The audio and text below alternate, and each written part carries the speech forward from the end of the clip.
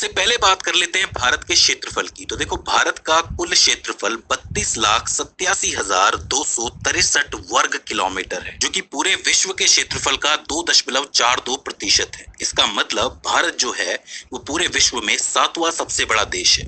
अगर बात करें इससे पहले आने वाले देशों की, तो सबसे पहले आता है रूस, उसके बाद आता है कनाडा, फिर चीन, यूएसए यानी अमेरिका, ब्राजील, ऑस्ट्रेलिया और आखिर में भारत। तो इसका मतलब ये है वो 7 देश क्षेत्रफल की दृष्टि से काफी बड़े हैं। ठीक है, भारत में 28 राज्य और 8 केंद्रीय शासित प्रदेश हैं। और बड़ी रोचक बात यह है कि भारत के बहुत से ऐसे राज्य हैं जिनका क्षेत्रफल दुनिया के कई देशों से बहुत ज्यादा है। ये बात तो आप जानते हैं। जैसे बात करो राजस्थान की, तो वो बहुत ही बड़ा है। पूरे भारत के क्षेत्रफल में तकरीबन 10 से 10.5% हिस्सा तो सिर्फ राजस्थान के पास है, और वो कई देशों से बड़ा है। मतलब बहुत से ऐसे छोटे छोटे देश हैं, उनके क्षेत्रफल से बहुत बड़ा है। अगर हम लंबाई चौड़ाई के विस्तार की बात करें, तो उत्तर से लेके दक्षिण तक की जो लंबाई का विस्तार है भारत का, वो तकरीबन 3,214 किलोमीटर है। वहीं पूर्व से पश्चिम के बीच में लंबाई जो है वो 2,933 किलोमीटर। तो अपने आप में एशिया महाद्वीप कह लो या पूरा विश्व कह लो, इसके अंदर बहुत ज्यादा महत्व रखता है भारत। इसके बाद हम बात करते हैं जनसंख्या की। तो देखो, जनसंख्या जैसा आपको पता है कि हमारे देश में हर एक 10 साल में होती है, लेकिन 2011 के बाद 2021 में कोविड-19 की वजह से जनगणना हो नहीं पाई थी। इसीलिए अगर आप 2011 के डेटा के हिसाब से देखोगे, तो भारत का जो स्थान है जनसंख्या के मामले में वो दूसरा है। पहले नंबर पे चीन है। लेकिन संयुक्त राष्ट्र जनसंख्या कोष, जिसको UNFPA के नाम से भी जाना जाता है, उसकी एक रिपोर्ट है state of world population report 2024, यानी कि पूरे विश्व की जनसंख्या वो भी नोट करते हैं। तो उस जनसंख्या के लिए एक रिपोर्ट तैयार हुई 2024 में, और उसके हिसाब से भारत की वर्तमान जनसंख्या 143.88 करोड़ है। इसका मतलब भारत जो है जनसंख्या के मामले में पहले स्थान पर है, जो कि 1950 के बाद पहली बार हुआ है। यानी कि 1950 में एक बार हुआ था कि भारत की जनसंख्या चीन से ज्यादा हुई थी, लेकिन उसके बाद अब पहली बार ऐसा हुआ है कि भारत की जनसंख्या सबसे ज्यादा है, चीन से ज्यादा। इस रिपोर्ट के हिसाब से पूरे विश्व की जनसंख्या का 17.76% हिस्सा जो है वो भारत का है। तो ये चीज पूछी जा सकती है, आपको याद रखनी है। तो क्षेत्रफल की दृष्टि से नंबर 7 और जनसंख्या की दृष्टि से नंबर 1। इसके बाद बात करते हैं अंतरराष्ट्रीय सीमाओं की। तो देखो, अंतरराष्ट्रीय सीमाएं भारत के पास 2 तरीके की हैं। एक है जो जमीनी सीमाएं हैं, स्थलीय सीमाएं जिसको आप कहते हो, और एक है जलीय सीमा। इसमें ध्यान देने वाली बात यह है कि भारत एक प्रायद्वीपीय देश है। इसका मतलब यह है कि एक ऐसा जमीन का टुकड़ा जो कि 3 तरफ से पानी से घिरा हो और एक तरफ से बड़ी जमीन से घिरा हो। आप देख सकते हैं कि भारत के पश्चिम में है अरब सागर, पूर्व में है बंगाल की खाड़ी और दक्षिण में है हिंद महासागर। वहीं उत्तर की तरफ आप देखोगे तो भारत एशिया से जुड़ा हुआ है। तो भारत एशिया का एक बहुत महत्वपूर्ण प्रायद्वीपीय देश हो जाता है। सबसे पहले बात कर लेते हैं जलीय सीमा के बारे में। तो देखो, 3 तरफ से घिरा होने की वजह से काफी बड़ी सीमा है जो भारत को लगती है, और वो है तकरीबन 7,516.6 किलोमीटर, जिसमें से जो मुख्य भूमि आपको नजर आ रही है वो 6100 किलोमीटर की है। मतलब ये पूरी सीमा जो है 6100 किलोमीटर की है। इसके अलावा जो बची हुई सीमा है वो द्वीपों की है। जो द्वीप समूह है हमारे पास, एक लक्षद्वीप समूह है जिसमें तकरीबन 32 से 36 द्वीप है, और एक तरफ है आपका अंडमान निकोबार जिसके अंदर काफी सारे सैकड़ों की तादाद में द्वीप हैं, तो उसकी भी सीमाएं हैं। तो सब कुल मिला के 7,516.6 किलोमीटर। अगर आप राज्यों की बात करोगे तो गुजरात एक ऐसा राज्य है जिसकी तटीय सीमा भारत में सबसे बड़ी है, तकरीबन किलोमीटर, जिसके अंदर तकरीबन 42 बंदरगाह आते हैं, और 2 बंदरगाह भारत में बहुत प्रमुख भी हैं। एक है आपका कांडला बंदरगाह और एक है मुंद्रा बंदरगाह। तो जलीय सीमा काफी बड़ी और इंपॉर्टेंट है, इस चीज को आपको याद रखना है। इसके बाद बात करते हैं स्थलीय सीमा के बारे में।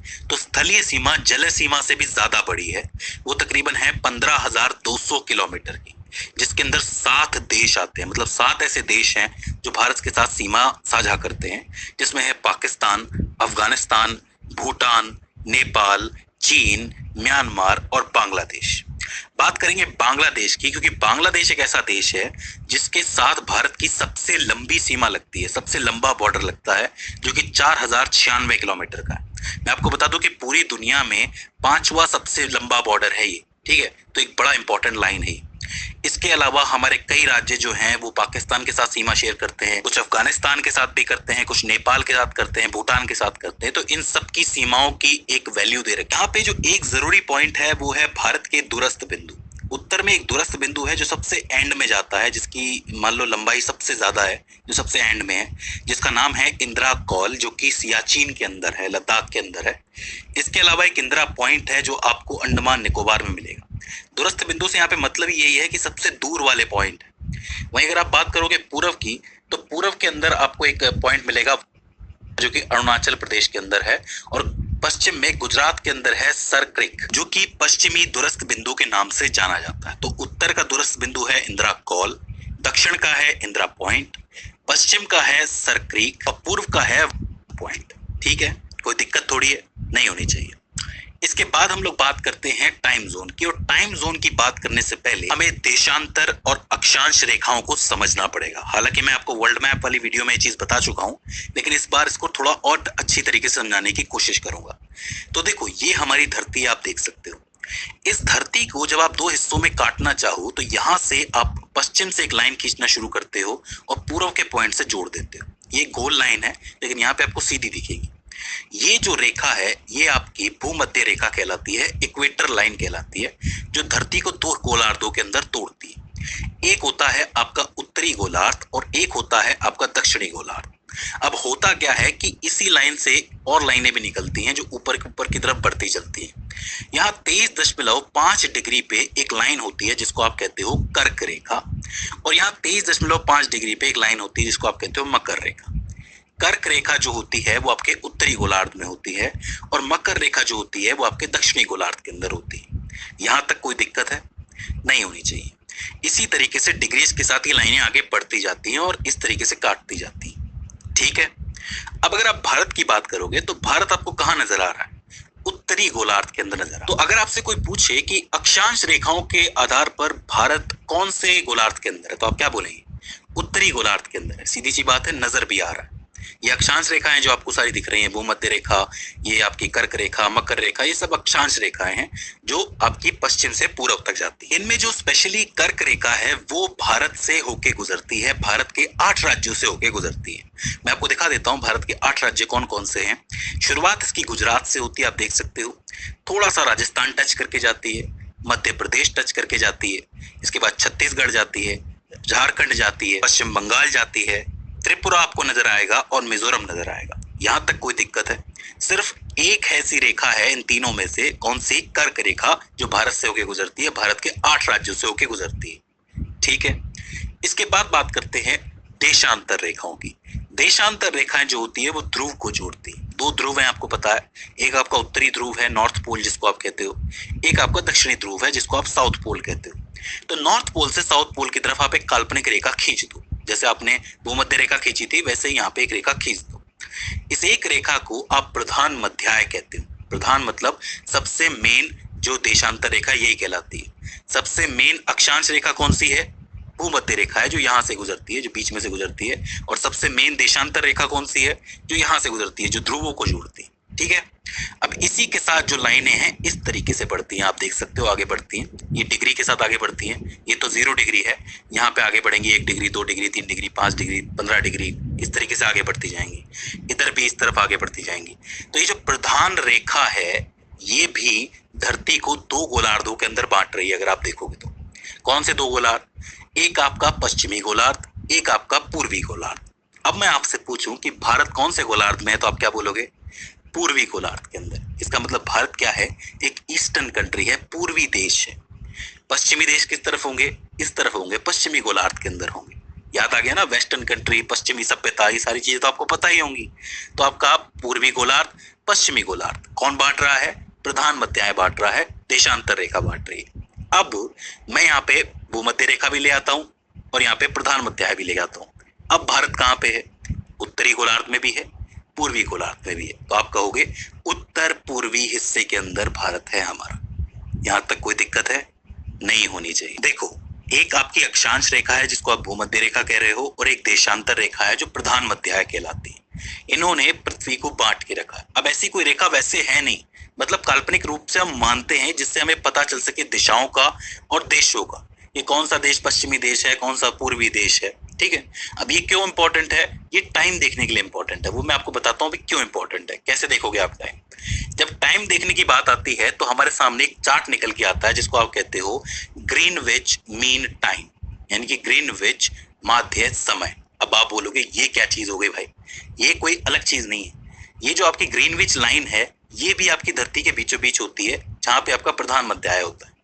आप ये कह सकते हो कि प्रधान मध्याय पे ही ग्रीनविच की लाइन होती है, ठीक है। इसको जीएमटी कहा जाता है अंग्रेजी के अंदर। अब साहब ये जीएमटी क्या है? भाई ग्रीनविच मीन टाइम का शॉर्ट फॉर्म है। आप देख सकते हो जी से ग्रीनविच, मीन का एम उठा लिया, टाइम का टी उठा लिया, तो ये जीएमटी हो जाता है। ये जो जीएमटी है वो आपका लंदन से होके गुजरता है, यानी कि इंग्लैंड से होके गुजरता है, स्पेशली लंदन से गुजरता है। तो अब होगा क्या? देखो बड़े मजेदार चीज है। देखो यहाँ पे पूरब है, यहाँ से पश्चिम है। अब ये बात तो हम जानते हैं कि जो सूर्य है वो पूरब से उगता है, हमेशा पूरब से नहीं उगता है। ये मैं आपको कभी और समझाऊंगा, जब आप एस्ट्रोनॉमी की बात करोगे तब समझाऊंगा। लेकिन फिलहाल पूरब की साइड से सूरज उगता है। तो पूरब की तरफ जो देश होंगे उनमें सवेरा पहले होगा, उनकी घड़ियां आगे चलेंगी। जो आपका प्रधान मध्याय है, जो आपका ग्रीनविच टाइम है, ये जो रेखा है ये आपका बिल्कुल सेंटर में हो जाएगा और इस तरफ आपका वेस्ट आएगा। तो वेस्ट में सूरज जो है वो लेट उगता है, वहां की घड़ियां पीछे चलती हैं और पूरब की जो देश है उनकी घड़ियां आगे चलती है। अब घड़ी कितना आगे चलती है ये कैसे पता चलेगा? तो देखो ये भी बहुत सिंपल है। ये जो आपका जीएमटी लाइन है, जो बीच वाला लाइन है जिसको आप प्रधान मध्याय कह रहे हो, मान लो कि यहाँ पे 12 बज रहे हैं, ठीक है, 12 बज रहे हैं, 0 डिग्री है। यहाँ से 1 डिग्री आप आगे बढ़ोगे तो इसका मतलब 4 मिनट, 2 डिग्री बढ़ोगे तो 8 मिनट, 3 डिग्री बढ़ोगे तो 12 मिनट, इसी तरीके से 15 डिग्री आगे बढ़ोगे तो 60 मिनट, यानी कि 15 डिग्री पे जो लाइन यहाँ पे होगी वो 1 घंटा आगे होगी। मतलब यहाँ पे जो सूरज है वो 1 घंटा पहले उगेगा। फिर से समझ लेते हैं। फिर से यहाँ पे 12 बज रहे हैं, 1 डिग्री आप आगे बढ़ोगे मतलब 4 minute, 2 degree 8 minute, 15 degree 60 minute. तो इसका मतलब यहाँ पे सूरज आया 15 डिग्री पे, उसके 1 घंटे के बाद ही तो यहाँ आएगा। भाई सोच के देखो, सीधी सी बात है, 1 घंटा पहले ही आएगा यहाँ पे सूरज इस 15 डिग्री पे। इसी तरीके से आगे बढ़ोगे तो 30 डिग्री पे 2 घंटा, 45 डिग्री पे 3 घंटा, 60 डिग्री पे 4 घंटा, 75 डिग्री पे 5 घंटा, इस तरीके से आप आगे बढ़ते चले जाओ। तो जीएमटी लाइन पे 12 बज रहे हैं, 15 डिग्री आप जाओगे आगे तो यहाँ पे 1 बज रहा है, उसी टाइम पे 1 बज रहा है, यहाँ पे 2 बज रहे हैं, यहाँ 3 बज रहे हैं, यहाँ 4 बज रहे हैं। मतलब 15-15 डिग्री आप अगर बढ़ते जाओ तो 4 बज रहे हैं। इसी तरीके से आप पीछे आओगे तो यहाँ पे -15 डिग्री है, तो यहाँ पे अगर 12 बज रहे हैं जीएमटी लाइन पे तो यहाँ 11 बजेंगे, यहाँ 10 बजेंगे, यहाँ 9 बजेंगे, 8 बजेंगे, इस तरीके से पीछे जाएंगे। अब अगर हम भारत की बात करें तो भारत कहाँ है? उत्तर पूर्वी हिस्से के अंदर है। उत्तर पूर्वी हिस्से में भारत के अंदर से एक रेखा निकलती है, वैसे तो कई निकलती है लेकिन एक रेखा निकलती है 82 डिग्री 30 मिनट पर। ध्यान से सुनो, 82 डिग्री 30 मिनट पे ये लिखने का तरीका होता है। तो यहां से एक रेखा निकलती है जो उत्तर प्रदेश से होके गुजरती है। इसी को भारत ने अपना मानक समय माना हुआ है। इसके हिसाब से अगर हम जोड़ें 82 डिग्री का मतलब क्या हुआ? 1 डिग्री में 4 मिनट है तो 82 डिग्री में कितने मिनट हो गए? 328 मिनट हो गए। भाई सीधी सी बात है, 82 डिग्री है ना, तो 82 डिग्री को आप गुणा कर लोगे 4 मिनट से, क्योंकि 1 डिग्री बढ़ने का मतलब 4 मिनट आगे, तो 82 डिग्री का मतलब 328 मिनट आगे। यहाँ पे आपको 30 मिनट भी दिख रहा होगा। ये आधे डिग्री को इस तरीके से लिखते हैं, तो आधे डिग्री का मतलब क्या हुआ? 2 मिनट हो गया। 1 डिग्री का मतलब 4 मिनट है तो आधे डिग्री का मतलब 2 मिनट होगा। तो 328 मिनट और 2 मिनट कितना हुआ? 330 मिनट। इसका मतलब 5.5 घंटे। तो लंदन के हिसाब से भारत की जो घड़ियां हैं वो 5.5 घंटे आगे चल रही हैं, या फिर यूं कह लो कि लंदन की घड़ियां 5.5 घंटे पीछे चल रही हैं। तो मतलब अगर सुबह सुबह हमारे यहाँ 6 बजे सूरज निकलता है तो लंदन में 5.5 घंटे के बाद निकलेगा। मतलब वहां पे उस समय कितना टाइम हो रहा होगा? रात के 12:30 बज रहे होंगे। तभी तो हम कहते हैं ना कि वहां रात हो रही है, यहाँ सुबह हो रही है। इस तरीके से टाइम बदलता है। अब आपको समझ में आ गया होगा, मुझे ऐसा उम्मीद है। तो आपको समझ में आया कि जीएमटी क्या होता है। जीएमटी मतलब ग्रीनविच मीन टाइम। इससे सवाल जरूर बनेगा, ये चीज आपको याद रखनी है। अच्छा, ये जो आपका टाइम जोन की रेखा है मैंने 82 डिग्री वाली बताई है, ये कौन कौन से राज्यों से होके गुजरती है? उत्तर प्रदेश से होके गुजरती है, मध्य प्रदेश से होके गुजरती है, छत्तीसगढ़ से होके गुजरती है, ओडिशा और आंध्र प्रदेश से होके भी गुजरती है। पूछ लिया जाता है। मैं आपको एक रोचक बात बताता हूं कि रूस एक ऐसा देश है जहां पे 11 टाइम जोन्स है। जैसे भारत में तो एक ही रेखा को माना गया है, रूस इतना बड़ा है कि वहां पे 11 रेखाएं हैं, 11 टाइम जोन्स होते हैं। तो दोस्तों इस तरीके से आप समय देखते हो। मुझे उम्मीद है कि आपको समझ में आया होगा। मैंने कोशिश की है कि मैं आसान शब्दों में आपको समझा सकूं। फिर से समझ लो, जीएमटी पे 12 बज रहे हैं तो यहाँ पे एक एक घंटा बढ़ता जाएगा हर 15 डिग्री पे।